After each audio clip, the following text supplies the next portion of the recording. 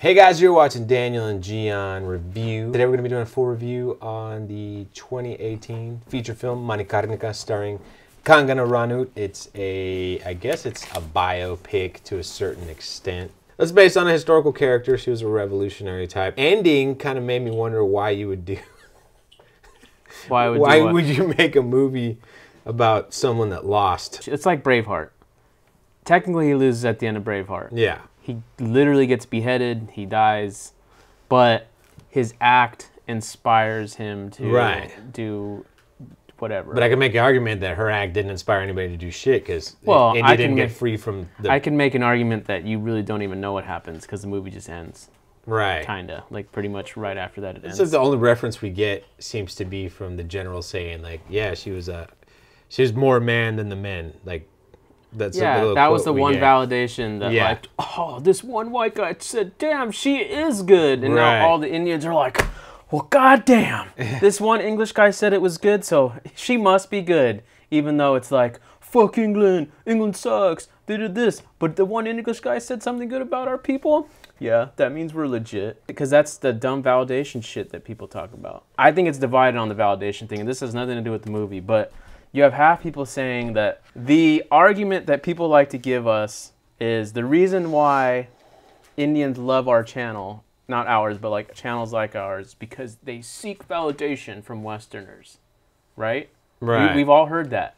And then there's the other side that's not a justification, that's an insult. And then there's the other side of the argument where it's just like, no, we just like watching their shit because who else is talking about our shit that's not Indian? Like, that's how I view it, because I think it's just interesting to hear other people's perspectives on it. And then it's easy to fight with them because we also speak English, we're engaged, blah, blah, blah, blah, blah, blah.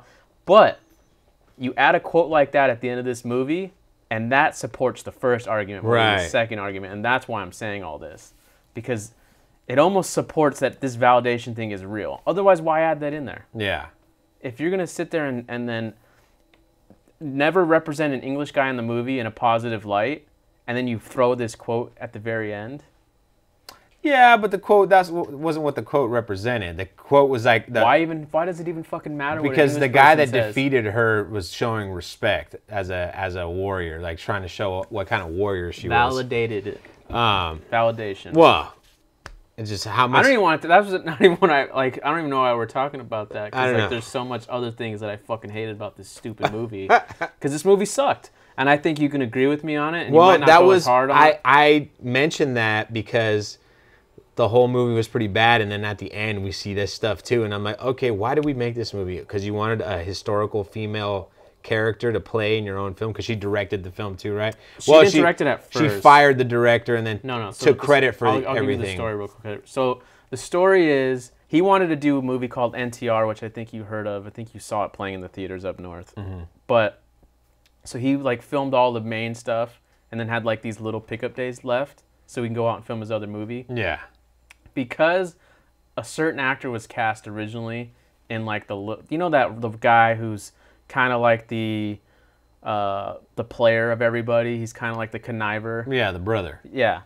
Well, apparently the original guy got cast again because Kangana felt he overshadowed her character. Excuse me. He overshadowed her character and was too big for the movie. So she felt like he needed to be recast, and as a result, they reshot all the scenes that he was in. And then because the other guy was on that other film, she basically just took over and kind of pieced it all together. And then when she took over, she basically cut all of his scenes out except for... No, they recast this person. Because she felt his performance was too strong opposite to her, that it became his movie as opposed to her movie. And from what I watched, and this is all conjecture here, but from what I watched, the guy had very little screen time. Even the new guy they cast. Well, that's why she was directing the character got pared down a lot. And it says that she made sure that she was in control of his scenes, specifically to ensure that she always looked like the main person. Right. According to Wikipedia, that's what it says. But I hated it from the beginning. The first half was awful. That first interval was terrible. The lighting was terrible. The direction was terrible. The cinematography was terrible. Everything was flat. Like, everything looked flat. Everything just looked like they were supposed to be lit by candlelight, and it looked like they didn't even fucking bother to try. They just, like, freaking threw lights into the ceiling and just like, well, we're going to call it a day. It was, I mean, I literally wrote down things that, the tiger scene, fucking stupid. Terrible CGI, and then it just didn't even make any sense. So there's a tiger going around killing people, and her solution is to show that she's a nice person. She shoots it with the bow and arrow that has a trank potion on it, so they can. That doesn't, and it just. It's trying to establish her as this gentle warrior, basically.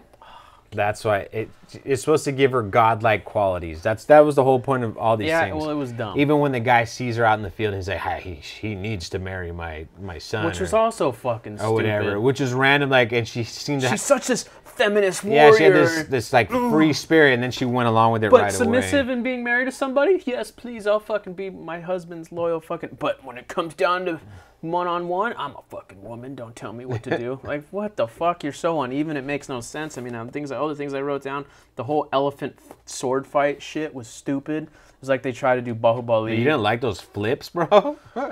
We have, yet again, British people being assholes for literally no reason. I kind of look at that as not necessarily a justification. They're Nazis. But I see that they're made as Nazis. They're Nazis, like in Indiana Jones. Or it's like cowboys and Indians, where the Indians were always the bad guys in the old westerns. The same thing. So anytime you see the British Army during colonial times, they're always going to be bad guys. You're not going to see like 100%. Except that the guy's sister in Lagan, you know. Right. Well, because she was the white savior. She had a little jungle fever going on. She did. Yeah. So, but you have the Nazis in Indiana Jones. They're always bad. Doesn't matter their intentions, and so that's a good thing for me. But it's just kind of dumb. I'd like to see for once to have them have some sort of like meeting where it's like, we really need these provinces because of this X, Y, and Z trade, and maybe the audience out there doesn't need to know that, but it would make everything else more grounded. And the whole fucking point of this movie, I feel like, was supposed to be a grounded take. Well, you want to justify colonialism in some way or another? No, just present an argument, man. Just fucking... If your audience is not well educated on the matters, and I'm not talking about for this film, but for anyone in general, and you're dealing with the historical picture, why not give insight to these things and help fucking bring everybody else up? I guess. That's just my opinion. Because it makes it more human. It makes the stakes more fucking... You're like, the guy with the beard, oh, I'm a badass because, like, oh, I hang people because you have the same name as, oh, Lakshmi, I'm going to hang you. That's literally all he's portrayed as. Right. That's kind of... Well, I looked at that scene as... It's cemented that he was a fucking tough Well, not just guy that, to but mess it's with. like he looks at Indian people as less than human. I got that. Yeah, like No one's so arguing like that taking part. a child's life means nothing to him because to him they're not. Okay, but it also would have like been killing an interesting. animal. It would have also been interesting if maybe he was a two-dimensional character. Right, but it wasn't a story. That's why I said two-dimensional. It wasn't a story. One other angle And other than just And fucking... I think it suffers from basically cutting the brother-in-law's part down because he was the real villain in this whole thing. You know. And that's why... The background villains are the English, but the real villain was the guy who betrayed the guy who basically pulled a Judas move, if we want. Yeah, that's really what it was. And as much as I hate Sanjay Leela Bassani's films, you just can't deny his visuals, and he might not have the stories that I agree with, but at no point am I like rolling my eyes. Oh, this is stupid. You do get pretty mad for the Padma. Yeah, because it suffered from the same dumb shit that this movie did. The very first scene is you introduce him as a hunter, which like I feel like this movie. I haven't seen Brave, but all I kept thinking is like, did they just copy Brave? Hair was not red enough. There was one moment that I liked, and that's when she single-handedly killed like 20 fucking British people. Yeah. In that, like, after, like, the first main battle, and she's just going in there, like, fucking... Not at first, but there's one shot in particular where she's going through all these people, and they just keep coming. She's just slicing them down, yeah. That was a cool, legit moment, and that's when I feel like the movie started taking itself a little more seriously with the cinematography, with the lighting, with the costume design, with everything else. Because if you compare that moment to the first action scene, when she's single-handedly taking out all of her family, friends, and shit. Yeah. It's like one is effort, the other one Well, there doesn't. was stakes. There weren't stakes in that initial. 100%. And that scene ends with something that was amazing. And that was, well, we like to call the phrase jumping the shark. but I think this movie doesn't jump the shark. It jumps its horse off a castle wall. Because she's trying to escape, and then the whole point of this castle wall is like they're so impenetrable and they're big and you can't just do all these things. Well, she's such a good horseman or horsewoman, horse rider, that she takes the horse and jumps off the fucking castle and then rides on like nothing. That's great. With the baby on her back. I mean, you can't that's ask when the for more. CGI, like once those battles started, that's when the CGI started getting really good. Well, Like, what more can you ask? excellent CGI. Some of the best CGI work I've ever seen. And if you guys watch our reaction, you guys know I'm being sarcastic. Like, Super sarcastic. yeah, it didn't get any better from the trailer to the film. Like the CGI was so bad, and it makes me. I know there was money dumped into this film. Not really. No. Yeah.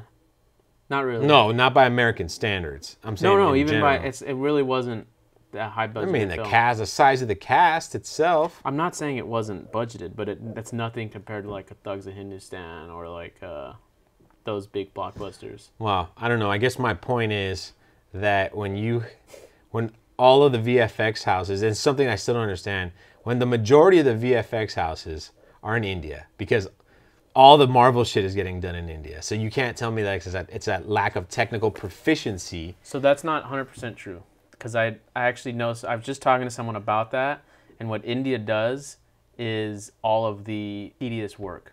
Ah. They're not doing all of the big... They're not doing the big They're stuff. doing like... So they basically did all the CGI for Black Panther. Because that's how racist Marvel is. The way I was described it, and this is someone from the industry, so it's not my words. Countries like India are good doing a very specific job. Anyways, the CGI in this movie fucking sucked. It was real bad. Everything else in this movie sucked. Yeah. Performances suck. There's a lot of bad shit in here. Just let the hate come. Embrace it.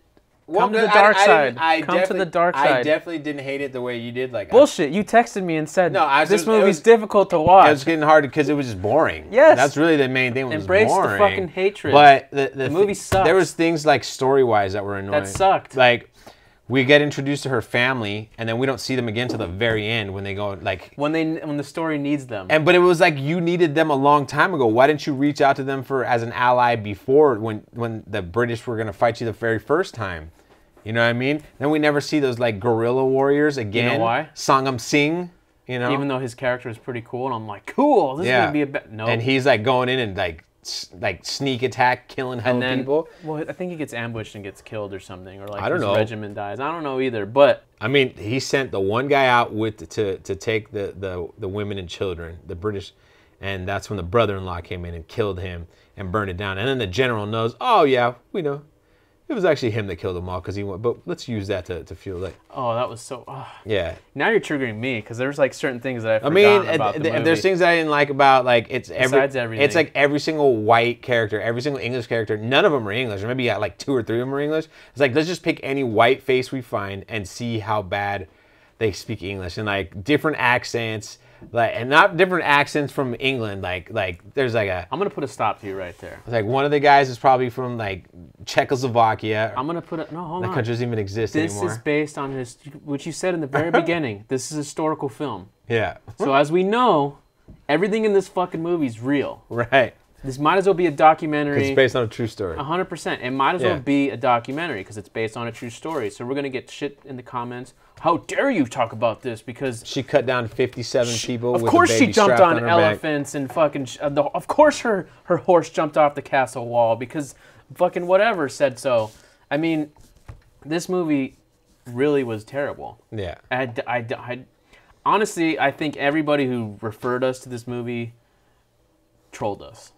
I think this is a troll job. That's how. And if it's not a troll job, man, you got to watch better movies. That's all I'm saying. Because this was just, it was a piece of shit. It was a waste of my time. It was 2.5 hours, a piece of shit. And it was really because that the first half was so terrible that the second half I didn't care.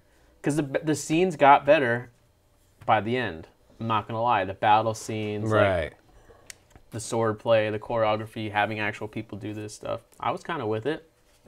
Seeing things like actual tactics being used, which is cool. Some development in the battle when they got the gunpowder and they lit the shit on fire. Like, that was cool. Right. I like that shit. That was nice. But that's it. Didn't lead to anything. That's why I'm saying it'd be nice to see the other side for a second, just for a little bit, because when you're seeing the British, you're clearly seeing British Indians, like who are, they're not British. You know what I'm saying? The ones that are in the British uniforms, but they're clearly Indians. So like, there's another dynamic there that's never not gets addressed. touched upon. Yeah. I'm not saying it needs to. I mean, it would have been interesting to see a bunch of things. I mean, the fact, because like I said, there was some developments in the battles, like when they moved the cannons behind the temple, but then there was they cool. just ride There was out cool and stuff like firing from the cannon on on the horses. like the English dude is running towards them. He shoots the gun one time and then throws it away to the ground. And I was like, wait a second. Of course, those things are only one shot, so he has no use for it. They'll pick it up afterwards. Yeah. You know, which was cool, like stuff like that. Like I never thought of that before, and it makes sense. Like you don't have time to reload your musket. You shoot it and you toss it aside because all it's going to do is get in your way. Yeah, unless you have no other weapons, and that's it. You're going to hit somebody with it or stab somebody with your bayonet. That stuff like that was cool. Rate this movie, scale of 1 to 10. Probably like a 4, 3, or 4. I'm at a 4 too. Yeah. And I'm only at a 4 because of the things in the action. That's it. There was nothing else redeeming. There's nothing else that I could pull from where it was like, man, the way they handled that character dynamic or fucking the story arc or whatever the fuck. Give me a break. It was all bullshit. I mean, it's just the same. It's the same issue that we have with other films that we don't like, really. Lack of character development. This one's worse, though. Because this movie's supposed to be... I feel like it's so mismatched that maybe if they had a clear vision from the beginning, it would have been good. Like, I'm very curious to know what Kangana actually shot versus the other director. Because if I found out, like, for example, that the director shot all the action scenes when everything was looking nice, and then Kangana shot all the shit that I hated... That would make sense. Or vice versa. No. I don't know what makes sense. Or vice versa. Because I was just thinking, like... Because you can clearly tell... When there's like when they're put effort into it versus no effort. I think really that's fucking all we need to say. It's right here. I don't know if you have anything to add, but I don't. I'm closing the book on this. I'm not as angry as you are with the movie, but yeah, it wasn't the best. So, anyways, guys, thanks for watching. You know the drill. We'll see you next time.